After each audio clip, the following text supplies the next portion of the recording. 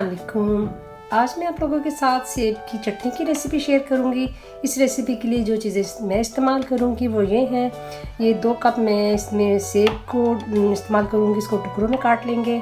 और आधा कप चीनी जाएगी, 1 टीस्पून भुना कुटा ज़ीरा है, 1 टीस्पून नमक है, 1 टीस्पून मिर्चें हैं और 2 टेबल स्पून के करीब ये मेरे पास किशमिश है। 1 इंच का टुकड़ा मैंने अदरक का ले लिया था, इसको मैंने बारीक बारीक काट लिया है।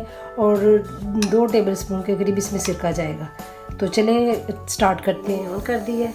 अब इसमें हम आधा कप पानी डालेंगे, साथ में अपनी चीनी डाल देंगे।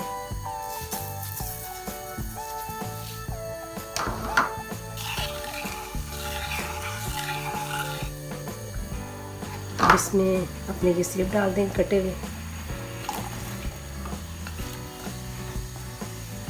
साथ में इसमें सारे मसाले डाल के इसको पकाएंगे। किशमिश है वो हम बाद में डालते हैं।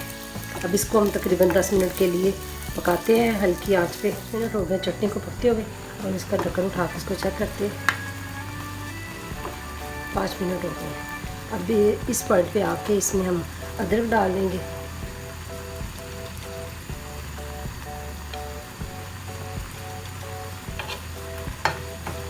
अब और मज़ीद इसको 5 मिनट पकाते हैं, फिर इसमें हम सिरका डालेंगे। हल्की आंच पे पकाना है ताकि ये सेब अंदर से पक जाए। अब तकरीबन इसको 5 मिनट हो गए मज़ीद पकते हुए। अब इसको चेक कर लेते हैं। अब इस पॉइंट पे आके मैं एप्पल साइड विनेगर डाल रही हूँ। अगर आपके पास ये वाला ना हो तो आप इसकी जगह जो सिंपल वाइट सिरका होता है वो आप डालें। अब इसको 2-3 मिनट और पकाते हैं मज़ीद। इसको 5 मिनट में दिया। अब एप्पल बिल्कुल सॉफ्ट हो गया, चीनी के साथ घुल गया। इसको बेशक रफल के इसको मैश कर लें। इस स्टेज पे आके इसमें किशमिश डाल देंगे। बस इसको 1 मिनट के लिए दम पे छोड़ के और फिर ठंडा करके इसको जार में डालते हैं। ठीक है, अगर ठंडा करके डालेंगे तो काफ़ी अर्से तक ऐसे ही महफूज रहेगी जार में।